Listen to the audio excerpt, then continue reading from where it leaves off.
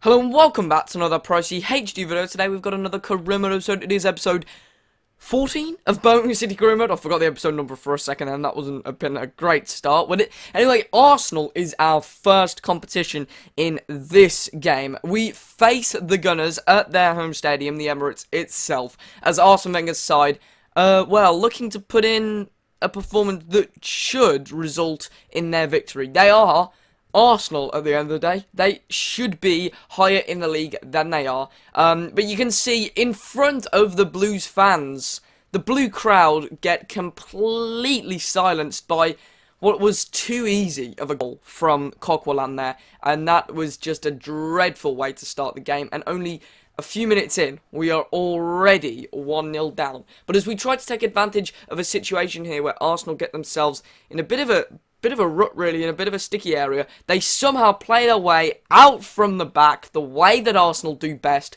and already the lead is doubled 13 minutes in, and Olivier Giroud gets one of the greatest goals of the Premier League. No, I'm joking, it's not really. It's a very good goal, but seriously, that is a dreadful start to the game. We do manage to hold out until the 45th minute at 2-0, but obviously that doesn't matter because we're still 2-0 behind.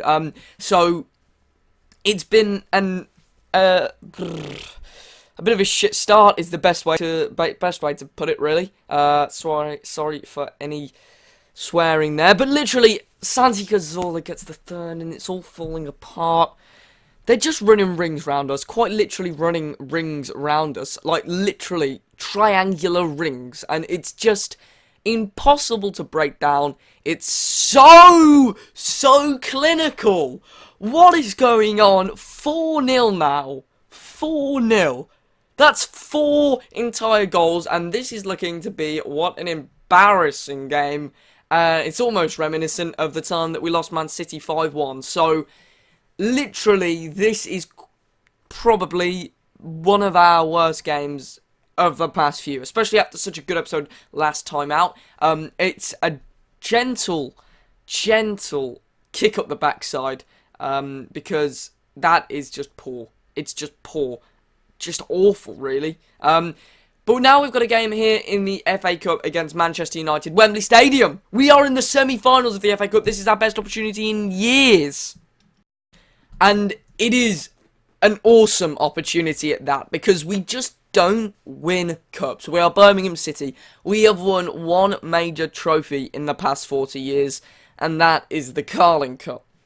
Not exactly the most prestigious trophy, granted a fantastic day at that, but now back in the Premier League, back in Premier League life, prosperous, hopeful, lots of potential there, and Manchester United are almost in the lead in this semi-final. They almost, very early on, decide, no, Birmingham are not winning the cup this year, because that was so close. Scrapes the bar, falls back down to another United player, not sure who it was, but luckily we managed to hold on in what was a game where we both cancelled each other out until a chance with Solomon Otbar, who races down the right hand side, cuts inside, and wow, he was just forced off there, pushed off the ball at the last moment, and it ends up being the only chance that was worth showing in the last 45 minutes. And really, the people who have visited this game haven't been at the most exciting of games until now. The extra time, it hits the post again. Daley Blind scraping the woodwork, and literally, if it wasn't for the woodwork, we would be screwed, because right now we are going to penalties. It's the only choice we've got in this semi-final. We've got to go to penalties here at Wembley and see what happens. We've not really got the best of penalty records, especially in pre-season tournaments, but this is, we've got to man up, we've got to step up, we've got to get to the plate, and that's exactly what Dillon's just done there. Can Tesche get the advantage? Yes, he can! Top left corner, fantastic goal from Robert Tesche. Jan Mata, he gets the goal. Lozano hits it into the right-hand side, sending De Gea the wrong way. And Didalon, oh, he was so close there as Pogba committed a massive run-up. Keefton Bell gets another to the tally. Martial gets another one. Che Adams finishes yet another one off. But now, it is the moment of truth. If Manchester United miss this penalty, we go to the final. We go to Wembley for the second time, and we will face someone in the final, and Griezmann has done it. He has missed, and Didalon has saved. Unbelievable ending to that game. We won the penalty shootout. We are in the final of the FA Cup. Get in there. Get absolutely right in there. Oh my word, what a game. What a thing to foresee. You didn't see many highlights in that game, mainly because of time reasons for the episode. I had to keep it down. But literally, look at that. The left arm of Didalon makes the save. He's not even looking at the ball, for God's sake. And then his hand goes through the post.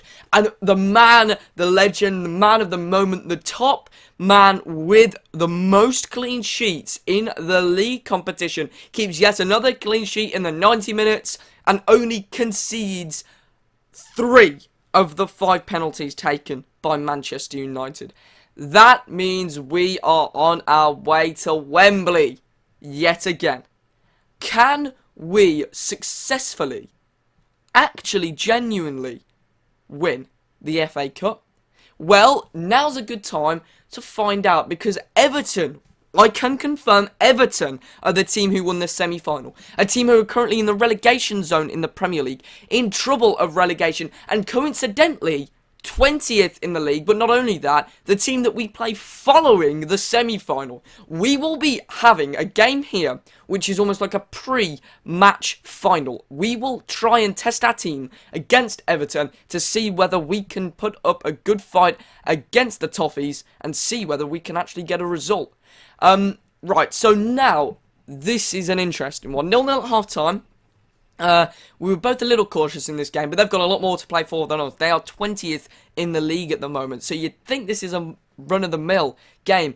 Everton could be getting relegated for the first time ever, and it's just not a team that you expect to see down there, is it? It's so weird to see Everton possibly in the Championship next season, because they're way too good to be in the Championship, even with some of the older players that they've got in this career mode now. But the fact that they're in the final as well, they could win the FA Cup if we don't, and go down, because they are in deep trouble of relegation. But they are looking to amend that here against us, the FA Cup final 2 teams. It is Everton who take the lead in the league version of this fixture, and it is a very, very well worked goal. They completely deserved it, because it was a bit of a scramble in the area, to be honest, but we managed to kind of get it clear until Everton pounced back onto it, and I'm not sure who got the final touch and the final clinical decisive chance, but they double their lead, and yet again it looks like we're going to lose the second league game in the row.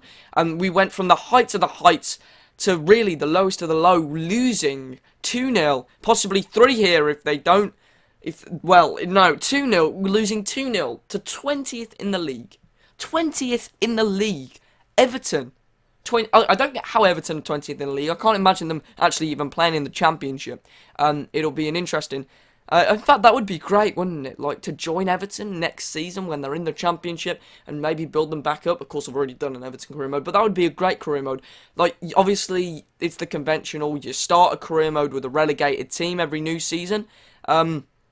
Every new FIFA, sorry. But imagine actually moving mid-career mode to a relegated team. That would be even more interesting. Anyway, we've got to put the Everton loss behind us and not think about them until the FA Cup final, because we've got a rival game here, the biggest Midlands derby. Cough, cough, Wolves. Albion will be angry at me there, but what I would say is the biggest Midlands derby, because it's really the core of Birmingham here. You've got Birmingham City, and you've got Aston Villa. We are indeed the home team today, this time out, and Aston Villa will be taking us on. They've had a good season too. Another promoted side, of course. They came up with us, or we came up with them rather, because they did finish on an automatic promotion spot. It's Jordan Ayew who whips in the first free kick. It's played into Elphick, who's... well, he's on the header there, and it's unfortunate that it doesn't go in because it was very well looped. McCormack takes the ball in midfield, and the Villa striker plays it through to Carlos Sanchez, who cuts it back, and wow, the left foot of Carlos Sanchez is denied by Didalon at the near post. Carlos Hill now is on the corner kick. It's played in, it's whipped in, it's headed again, and just about saved by Didalon again. We're scrambling here. They're having the majority of the chances. Bernard is a very, very, very difficult player to handle. Every time I've played Villa, he's so awkward awkward to tackle. He's so agile, so small and so quick, and I've mentioned before, he's a player that I would happily have at our club if he wasn't already a Villa player. So Birmingham City 0, Aston Villa 0 at half-time. We haven't scored now in over 2 games worth of time until now. Che Adams gets the goal and we take the lead against our deep rivals. He kisses the badge. He is always a blue. He will be a blue, and damn, he has got a fantastic little goal on the go there. It's reverse pass back into Ramirez, played into Pereira. We've doubled our lead, and in a matter of instance, we've got 2 goals in quick succession with a lovely bit of passing intersection play. What a bit of play that was. I loved the one-touch pass in there, and Pereira rockets it into the top corner. It really is a well-hit, sweaty goal, and I mean, for a sweaty goal, it was very powerful. Very, very powerful indeed. Colossil tries to get possession back, but as it goes out for a corner kick, nothing comes from it for Villa. And literally, that is it. That is all the chances Villa got. They were dominant in the first half, but we were completely dominant in the second half. And we got what we deserved. We beat Aston Villa 2-0. Solid result. Solid victory. And we will move on now, because we've finally broken our duck in the league.